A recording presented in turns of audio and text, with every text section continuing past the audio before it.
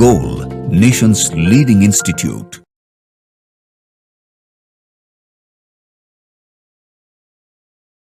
Hello students, we are going to discuss the inorganic question of a spot test 10 for the NEET 2025 which was held on 26 March 2025. We will discuss the inorganic question of this examination. जो question number first है inorganic का, that is question number 92. Match the column 1 with column 2. इसमें कुछ complexes given है और यहाँ पे इसका हाइब्रिडाइजेशन गिवन है. इनर ऑर्बिटल आउटर ऑर्बिटल का क्या फॉर्मेशन होगा, कैसे होगा. NiCl2 NiCl4 है 2 माइनस, Ni के ऊपर चार्ज +2 आ जाएगा और Na+2 के लिए Cl माइनस विकफील्ड की तरह काम करेगा. नो पेयरिंग तो 4s0 3d8 हो जाएगा. इसके पास आउटर ऑर्बिटल 4 कोऑर्डिनेशन नंबर है तो sp3 हाइब्रिडाइजेशन हो जाएगा, थर्ड ऑप्शन हो जाएगा.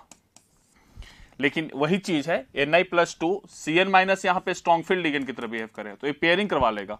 जब पेयरिंग करवा लेगा तो dsp2 हो जाएगा सेकेंड. कोबाल्ट +3 के लिए F माइनस WFL की तरह काम करेगा. यहाँ पेयरिंग नहीं होगा, आउटर ऑर्बिटल कॉम्प्लेक्स का फॉर्मेशन करेगा, sp3d2 हो जाएगा. That will be first. And लेकिन कोबाल्ट +3 के लिए नाइट्रोजन डोनर स्ट्रॉन्ग फील्ड की तरह काम करता है. कोबाल्ट +3 के लिए तो ऑक्सीजन डोनर भी स्ट्रॉन्ग फील्ड हो जाता है तो ये तो स्ट्रॉन्ग फील्ड रहेगा ही रहेगा. तो पेयरिंग करवा लेगा तो d2sp3 हो जाएगा और इसका हो जाएगा फोर्थ. देख लीजिए कौन सा ऑप्शन मैच कर रहा है आपको. ए का थर्ड तो एक ही में ही है, बाकी सब मैच कर लो. बी का सेकंड बिल्कुल सही है, सी का फर्स्ट है, डी का फोर्थ है, सही है. तो 92 का सही ऑप्शन होगा ऑप्शन नंबर फोर्थ. अगले क्वेश्चन पे चलते हैं. Moving to the next question. 96. Question number 96. Which of the following transition metal ion colored in the aqueous solution? वैसे इसमें colored कौन पूछा है? तो देखो जनरली D0 वाले एंड D10 वाले colored नहीं होते हैं. They are colorless. They generally एक वो होता है. स्कैंडियम +3 है, D0 होते हैं, एक कलरलेस है, एक कलरलेस है. Fe+3 4s0 3d5 एक कलर्ड है, एक कलर्ड है. कोबाल्ट +2 4s0 3d7 ये भी कलर्ड है, ब्लू पिंक कलर के होते हैं. वेनेडियम +4 4s0 3d1 ये भी कलर्ड है. टाइटेनियम +4 ये 4s0 3d0 एक कलरलेस है. तो कलर्ड पूछा है. कलर्ड कौन कौन से? Fe+3 कलर्ड है, कोबाल्ट +2 कलर्ड है, वेनेडियम +4 कलर्ड है. B, C and D, third option is correct. Scandium plus and titanium, scandium +3 and titanium +4 ये दोनों कलरलेस हैं क्योंकि इन दोनों के पास D0 इलेक्ट्रॉनिक कन्फिग्रेशन है, therefore they are colourless. Fe+3 cobalt +2 vanadium +4 ये सबके सब कलर्ड है. तो 96 का सही ऑप्शन होगा ऑप्शन नंबर थर्ड. अगले क्वेश्चन पे चलते हैं. Question number 100. Select the incorrect statement. Cerium +4 is a good analytical reagent. बिल्कुल सही है. Cerium +4 एक लेस स्टेबल है. Cerium +4 Cerium +3 में रेडली कन्वर्ट होता है. क्यों होता है? क्योंकि इसका इनोड वैल्यू 1.74 वोल्ट पॉजिटिव में होता है. जिसका इनोड वैल्यू पॉजिटिव होता है उसका डेल्टा जी नोट वैल्यू क्या हो जाता है? नेगेटिव. और delta G note value negative, इसका मतलब कि रिएक्शन स्पॉन्टेनियस. रिएक्शन स्पॉन्टेनियस का मतलब कि प्रोडक्ट मोर स्टेबल. प्रोडक्ट जब स्टेबल होगा तो ये रिडक्शन की तरह काम, रिडक्शन प्रोसेस के अंदर जा रहा है और act as a oxidising agent. इसलिए सीरियम +4 एक अच्छा ऑक्सीडाइजिंग एजेंट की तरह बिहेव करता है. तो सीरियम +4 एक गुड एनालिटिकल रिएजेंट है, बिल्कुल सही है. Both europium +2 and samarium, europium and samarium shows +2 and +3 बिल्कुल सही है. यूरोपियम भी +2 शो करता है और सेमेरियम भी +2 शो करता है, लेकिन ये लोग तुरंत +3 में कन्वर्ट होते हैं, ये भी +3 में कन्वर्ट होता है. दोनों ऑक्सीडेशन करेगा, दोनों के दोनों एक रिड्यूसिंग एजेंट की तरह काम करते हैं, ये भी सही स्टेटमेंट है. The actinoid contraction is lesser from element to element than length, गलत है. एक्टिनोइड कॉन्ट्रैक्शन में 5f ऑर्बिटल का इन्वॉल्वमेंट होता है. 5f का साइज बड़ा होता है, 4f का साइज थोड़ा छोटा है. तो 5f ए है, 5f बड़ा है, इसमें इलेक्ट्रॉन दूर दूर होंगे, लेकिन इसमें इलेक्ट्रॉन थोड़ा पास पास होंगे, इसलिए इसका 4f के कंपैरिजन में इसका शील्डिंग पुअर होगा. शील्डिंग जब पुअर होगा तो कॉन्ट्रैक्शन ज्यादा होगा, लेकिन 4f में शील्डिंग कम हो, शील्डिंग अच्छा होगा क्योंकि इसका साइज छोटा है, 4f का साइज छोटा है, 5f का साइज बड़ा है। साइज बड़ा होगा तो इलेक्ट्रॉन के बीच में डिस्टेंस बढ़ेगा, डिस्टेंस बढ़ेगा तो शील्डिंग पुअर होगा, इलेक्ट्रॉन आउटर इलेक्ट्रॉन को खींचने की शक्ति बढ़ जाएगी, न्यूक्लियस की साइज को कॉन्ट्रैक्ट करेगा। इसलिए actinoid contraction more powerful than lanthanoid contraction due to the size of 5f orbital. तो ये गलत स्टेटमेंट, लेसर नहीं होता है, हायर होता है, गलत स्टेटमेंट है। The 5f orbital resemble the 4f orbital in the angular part of the wave function। बिल्कुल सही है, दोनों डंबल होते हैं, डबल डंबल होते हैं, दोनों में कोई 4f हो या 5f हो, 3s हो या 4s हो, 2p हो या 3p हो, सबके एंगुलर वेव फंक्शन सेम होते हैं। तो ये स्टेटमेंट सही है। पूछा है इनकरेक्ट, इनकरेक्ट कौन है? Third is incorrect. तो 100 का सही ऑप्शन होगा ऑप्शन नंबर थर्ड। अगले क्वेश्चन पे चलते हैं। क्वेश्चन नंबर 101 ए सर्शन रीजन का क्वेश्चन है। BiS3 is the strongest reducing agent among all the hydrides of, बिल्कुल सही है, NH3, PS3, ASH3, SbS3 and BiS3। इन सभी के ऊपर चार्ज -3 होता है। इधर से इधर जाते हैं तो -3 की स्टेबिलिटी, मिनिमम ऑक्सीडेशन स्टेट की स्टेबिलिटी क्या होता है? डिक्रीज करता है। जब स्टेबिलिटी डिक्रीज करेगा तो -3 बहुत जल्दी चाहेगा कि हम अपना ऑक्सीडेशन स्टेट चेंज करें, तो ऑक्सीडेशन स्टेट चेंज करेगा, ऑलरेडी मिनिमम में है। बिस्मथ -3 लेके बहुत अनस्टेबल फील कर रहा है, तुरंत चाहता है कि हम अपना -3 को ऑक्सीडेशन खत्म करें। खत्म करेगा तो क्या करेगा? वो प्लस में जाएगा। क्यों? मतलब इसके बाद जब बढ़ेगा तो इससे -3 से बढ़ेगा ऑक्सीडेशन स्टेट, क्योंकि ये तो मिनिमम है ना, तो हमेशा ऑक्सीडेशन करेगा, act as a better reducing agent. तो सबसे अच्छा BiS3 रिड्यूसिंग एजेंट की तरह काम करता है। एक तो इसका ऑक्सीडेशन स्टेट का काम है, देखो इसमें BiS3 इधर से इधर जा रहे हैं हम लोग तो रिड्यूसिंग कैरेक्टर बढ़ रहा है। इसका रीजन एक तो ऑक्सीडेशन का डिक्रीमेंट भी है, बॉन्ड लेंथ बढ़ेगा। जब बॉन्ड लेंथ बढ़ेगा तो N और H और BiH में सबसे जल्दी H+ कौन देगा? बिस्मथ देगा। जब H+ रिलीज करेगा तो ऑक्सीडेशन करेगा, ऑक्सीडेशन करेगा तो रिड्यूसिंग एजेंट की तरह अच्छा काम करेगा। तो ये भी रीजन सही होता है। ऑक्सीडेशन स्टेट का स्टेबिलिटी भी सही रीजन होता है। तो एक बहुत सारे फैक्टर्स हम लोग एक्सप्लेन कर सकते हैं इसका, ठीक है, इस बात को ध्यान रखिएगा।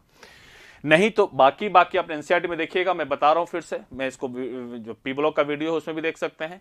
स्टेप कौन अच्छा रिड्यूसिंग एजेंट है, कौन अच्छा ऑक्सीडाइजिंग एजेंट है, इसको याद करने के बजाय आप ऑक्सीडेशन स्टेट की स्टेबिलिटी से कंपेयर कर लीजिए, आपको बहुत आसानी से उस चीज समझ में आ जाएगा। नहीं तो ब्लॉक केमिस्ट्री लोगों को बहुत टफ लगने लगता है इसी वजह से, कि कौन अच्छा रिड्यूसिंग एजेंट है, कौन अच्छा ऑक्सीडाइजिंग एजेंट है, कौन नहीं करेगा, कौन क्या करेगा, कौन नहीं करेगा। उसका पी ब्लॉक का मेरा वीडियो देखिएगा, उसमें आपको बहुत अच्छी तरीके से समझ में आ जाएगा, आपको याद करने की जरूरत नहीं पड़ेगा, ब्लॉक केमिस्ट्री बहुत आसान हो जाएगा। तो BiS3 एक बहुत अच्छा रिड्यूसिंग एजेंट है, बिल्कुल सही स्टेटमेंट है। Due to the large size of bismuth the BiS bond dissociate more easily than, बिल्कुल सही है। इसका रीजन भी हो सकता है, मैं बताया ना आपको कि ऑक्सीडेशन स्टेट भी सही है और बिस्मथ का बॉन्ड लेंथ, बिस्मथ और हाइड्रोजन का बॉन्ड लेंथ बड़ा है, इसलिए H+ रिलीज बहुत आसानी से करेगा। जब H+ रिलीज करेगा तो लॉस ऑफ हाइड्रोजन रिडक्शन है, जब हाइड्रोजन का लॉस रिडक्शन है तो act as a loss of hydrogen oxidation है, act as a reducing agent, ठीक है। तो इसीलिए loss of oxygen, addition of oxygen के कॉन्सेप्ट से भी आप काम चला सकते हैं, ऑक्सीडाइजिंग, रिड्यूसिंग, ऑक्सीडेशन, रिडक्शन। तो लॉस ऑफ हाइड्रोजन या गेन ऑफ ऑक्सीजन, ये सब के सब लॉस ऑफ हाइड्रोजन या गेन ऑफ ऑक्सीजन, ये सब के सब ऑक्सीडेशन प्रोसेस के अंदर आते हैं। और जो प्रोसेस ऑक्सीडेशन में जाता है act as a reducing agent. इसी को उल्टा कर लेंगे, गेन ऑफ हाइड्रोजन या लॉस ऑफ ऑक्सीजन, ये रिडक्शन होता है और act as a reducing oxidising agent. तो जितना अच्छा हाइड्रोजन को लॉस करेगा उतना अच्छा ऑक्सीडेशन करेगा, जितना अच्छा ऑक्सीडेशन करेगा उतना अच्छा रिड्यूसिंग एजेंट होगा। तो इसका बॉन्ड लेंथ बड़ा होने की वजह से अच्छा H+ देने की टेंडेंसी होती है, हाइड्रोजन बहुत जल्दी रिलीज कर जाएगा। जब हाइड्रोजन बहुत जल्दी रिलीज करेगा तो एक अच्छा ऑक्सीडेशन प्रोसेस के अंदर जाएगा, एक अच्छा रिड्यूसिंग एजेंट की तरह बिहेव करेगा।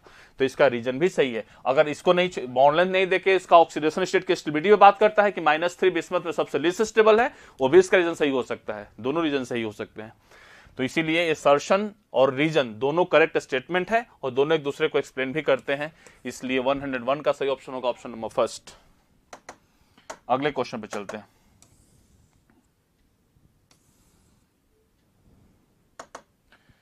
Question number 106, the metal ion whose electronic configuration is not affected by the nature of the ligand in octahedral complex. देखो नेचर ऑफ द लिगेंड से ऑक्टाहेड्रल कॉम्प्लेक्स, CFT आप याद करो कि नेचर ऑफ लिगेंड से किसका किसका नहीं अफेक्ट होता है। तो ऑक्टाहेड्रल कॉम्प्लेक्स में D0 से D3 तक सारे क्या D2sp3 होता है, चाहे लिगेंड का स्ट्रेंथ कुछ भी हो, स्ट्रॉन्ग फील्ड या वीक फील्ड। और फिर D8 से लेकर D10 तक सारे के सारे sp3d2 होते हैं, चाहे स्ट्रेंथ ऑफ लिगेंड कुछ भी हो जाए, कोई फर्क नहीं पड़ता है, दोनों में सेम होता है। और D4 से लेकर D7 तक ही ये काम करता है। उसी तरह से अगर स्क्वायर पेनोजियोमेट्री होगा, सॉरी कोऑर्डिनेशन नंबर 4 होगा, तो कोऑर्डिनेशन नंबर 4 में D0 से लेकर D4 तक सारे के सारे DsP2 होते हैं और D10 सारे के सारे sp3 होते हैं, irrespective of nature of the ligand. तो इसमें देख रहा है कि पहले तो ये देखना है कि नेचर ऑफ लिगेंड ऑक्टाहेड्रल के कॉम्प्लेक्स में अफेक्टेड नहीं होते हैं। तो मुझे यही देख लेना है कि जिसका D0 से D3 या D8 से D10 हो, वो नेचर ऑफ लिगेंड से कोई फर्क नहीं पड़ता है। ठीक है, दूसरा देखना है which gives a violet colour in the non luminous flame. Non luminous flame का मतलब क्या होता है भी समझना है। इसको बोलते हैं ऑक्सीडाइजिंग फ्लेम। ऑक्सीडाइजिंग फ्लेम जो कलरलेस दिखे, जहां पे पूरा का पूरा ऑक्सीडेशन हो चुका है, पूरा का पूरा फ्यूल खत्म हो चुका है, उसको पर्याप्त मात्रा में ऑक्सीजन मिल चुका, उसको बोलते हैं non luminous flame. Non luminous flame का दूसरे भाषा में नाम है ऑक्सीडाइजिंग फ्लेम। इस बात को याद रखिएगा, ऑक्सीडाइजिंग फ्लेम इसको बोलते हैं। ठीक है, non luminous flame under hot, ये भी बहुत अच्छा है, hot condition in the borax bead test. ये तो पहले दे दिया कि वायलेट कलर निकल +2 होता है ना, जो ऑक्सीडाइजिंग फ्लेम में अगर कोल्ड कंडीशन का बात करेंगे तो उसमें देता है ब्राउन, और अगर हॉट कंडीशन का बात करेंगे तो उसको देता है वायलेट। तो इसमें निकल +2 एक बोरेक्स बिट टेस्ट में ही बता दिया, और निकल +2 में D8 होता है। ऑक्टाहेड्रल कॉम्प्लेक्स में कोई फर्क भी नहीं पड़ेगा, D0 से D8 से D10 तक कोई फर्क नहीं पड़ता है। बोरेक्स बिट टेस्ट का बहुत अच्छा क्वेश्चन है, याद रखिएगा इसको। ठीक है ना, नॉन लुमिनस का मतलब ऑक्सीडाइजिंग फ्लेम होता है, ये भी याद रखना है। और हॉट कोल्ड कंडीशन में Na+2 बोरेक्स बिट टेस्ट में ब्राउन कलर देता है, लेकिन हॉट कंडीशन में वायलेट कलर देता है, ये भी याद रखना है। निकल +2 का अगर रिड्यूसिंग फ्लेम में बात करेंगे तो ग्रे कलर हो जाता है, निकल में बन जाता है वो, इस बात को याद रखना है। बोरेक्स बिट टेस्ट का अच्छा क्वेश्चन है, तो आंसर क्या हो जाएगा? निकल +2। निकल +2 106 का सही ऑप्शन होगा ऑप्शन नंबर 2। अगले क्वेश्चन पे चलते हैं।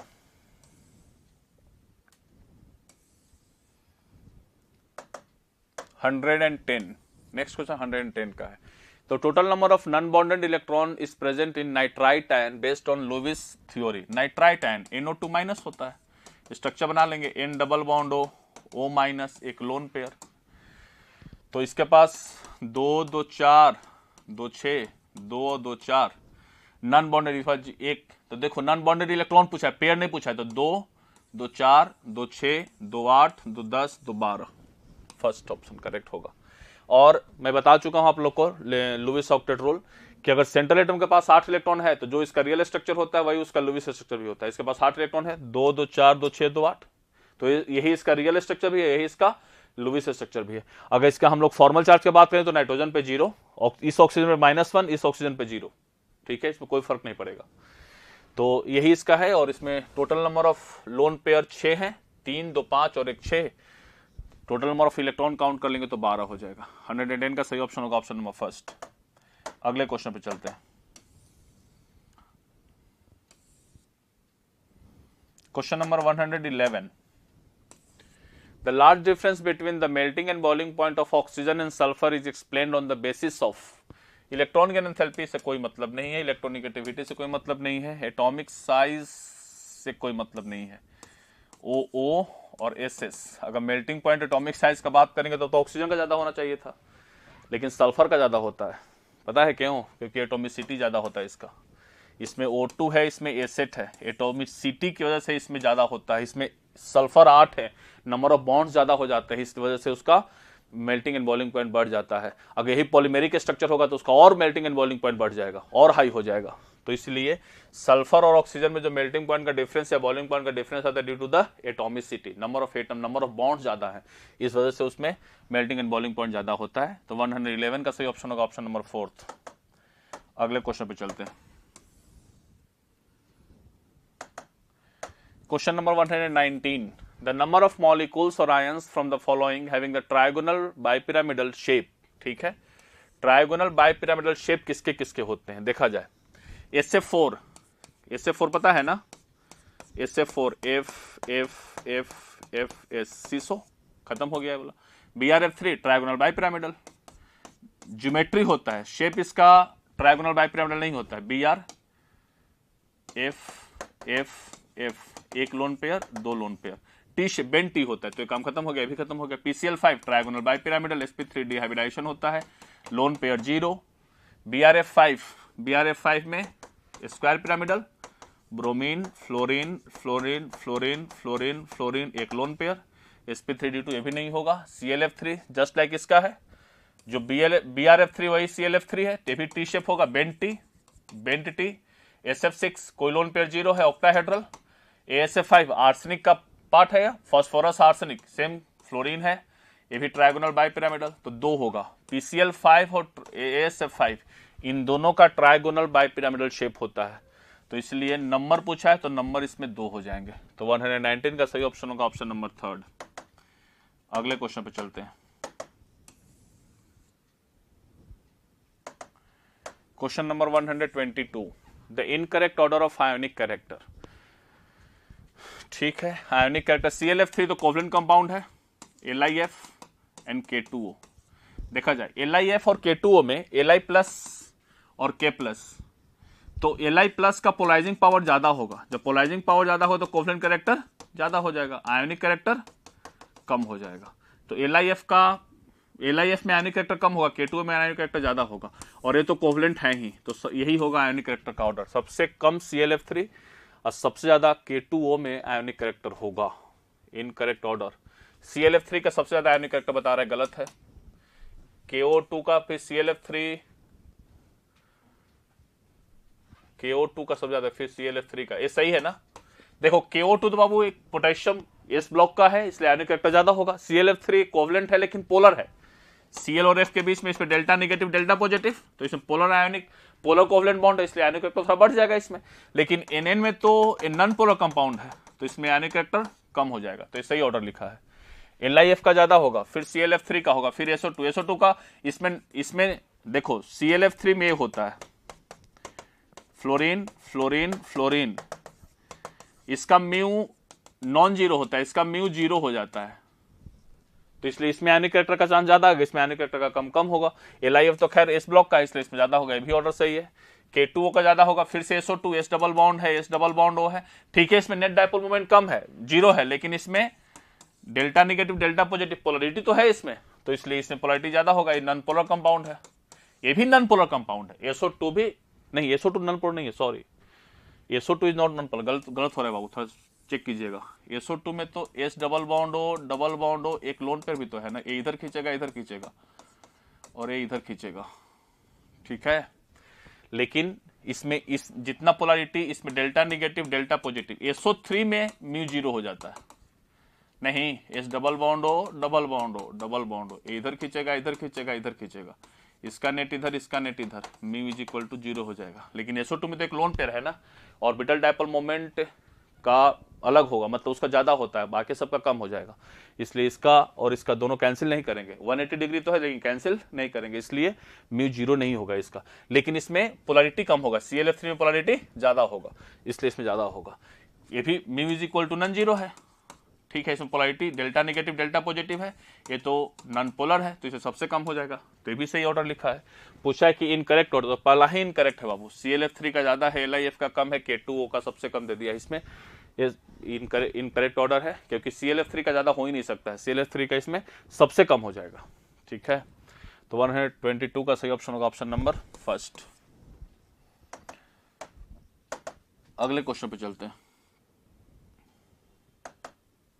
Question number 127, which of the following reactions are carried out by both KMnO4 and K2Cr2O7 in acidic medium? Acidic medium में ये रिएक्शन फेंटली मीडियम में है, फेंटली एल्कलाइन या न्यूट्रल मीडियम में होता है। एसिडिक मीडियम का ऑक्सीडेशन नहीं है, ये एसिडिक मीडियम में होता है, S+ मीडियम में ये होता है, सल्फर सल्फाइड आयन सल्फर में कन्वर्ट होता है, उन दोनों का रिडक्शन होता है। MnO4 माइनस अगर एसिडिक मीडियम में लेंगे तो Mn+2 बन जाएगा, पिंक कलर का, लाइट पिंक होता है। ये भी एसिडिक मीडियम का रिएक्शन है, नहीं तो बेसिक मीडियम या फेंटली बेसिक में IO3 माइनस बन जाता है, ये एसिडिक मीडियम का रिएक्शन है, ये सही है। ये देखिए बेसिक मीडियम का रिएक्शन है, ये भी नहीं होगा, तो A, B और C इसका सही ऑप्शन हो जाएगा। Second option is correct one. 127 का सही ऑप्शन होगा ऑप्शन नंबर 2। अगले क्वेश्चन पे चलते हैं। Question number 133, ammonium salt give brown colour with alkaline solution of Nessler's reagent. ठीक है, अमोनियम आयन का जब रिएक्शन करवाएंगे alkaline solution of KOH plus K2HgI4 का, तो एक कंपाउंड देता है ब्राउन कलर का, पीपीटी दे देता है HgO.HgNH2I। इसको बोला जाता है iodide of Millon's base. Iodide of Millon's base ये ब्राउन कलर का कंपाउंड होता है, ब्राउन पीपीटी ऑब्टेंट होता है। ठीक है, आयोडाइड ऑफ मिलन्स बेस लिख दिया। The formula of this compound, iodide of Millon's base का फार्मूला क्या होता है? तो NH2HgONH पहला ही सही है, NH2HgOHgI यही होता है फार्मूला, यही स्ट्रक्चर में लिखा है, फर्स्ट ही सही है। ये गलत है, ये भी गलत है, HgO ये भी गलत है। इसमें गलत है ना कि गलत कंपाउंड बनाया है। ठीक है, यहाँ पे अरेंजमेंट गलत लिखा है, NH2HgOHgI। ठीक है ना, ये बनता है इसमें। तो 133 का सही ऑप्शन होगा ऑप्शन नंबर फर्स्ट। अगले क्वेश्चन पे चलते हैं।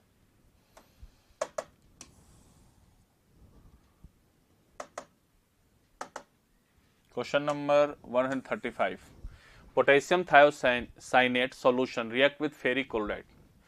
Potassium KCN thiosulphate react with ferric chloride FeCl3, बहुत रिनाउंड रिएक्शन है, बना देता है FeSCN का। देखो इसमें होता क्या है ना, कभी कभी एक कॉम्प्लेक्स का फॉर्मेशन करता है। अगर कंपाउंड आप लिखेंगे ना कंपाउंड फॉर्म में, तो FeSCN का होल थ्राइस लिख दीजिए, कोई फर्क नहीं पड़ता है। FeSCN का होल थ्राइस लिख दीजिए, और इसका कलर होता है ब्लड रेड। कैसा होता है? Blood red. लेकिन अगर आप कॉम्प्लेक्स फॉर्म में लिखेंगे ना, तो ये फॉर्मूला, कितने लोग कॉम्प्लेक्स फॉर्म में लिख के इसका फॉर्मूला यही लिख देते हैं, FeCN का होल थ्राइस -3, क्योंकि Fe के ऊपर चार्ज +3 है, और Fe+3 में कोऑर्डिनेशन नंबर 6 को बियर करता है, 3 को बियर नहीं करता है। Fe+3 में कोऑर्डिनेशन नंबर 6 होता है, तो फिर 3 कैसे लिख पाएंगे आप? अगर कंपाउंड फॉर्म में लिखा है तो लिख लीजिए, लेकिन कॉम्प्लेक्स फॉर्म में इसका फॉर्मूला होता है FeSCN का होल 6, चार्ज पे 3 माइनस हो जाएगा, और इसका कलर होता है blood red. Blood red colour होता है, कलर पूछा है, तो 135 का सही ऑप्शन होगा option number 4।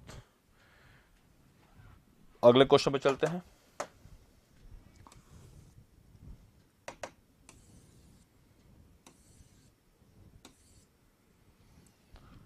This is all about your inorganic question. Thank you everyone. Thank you so much.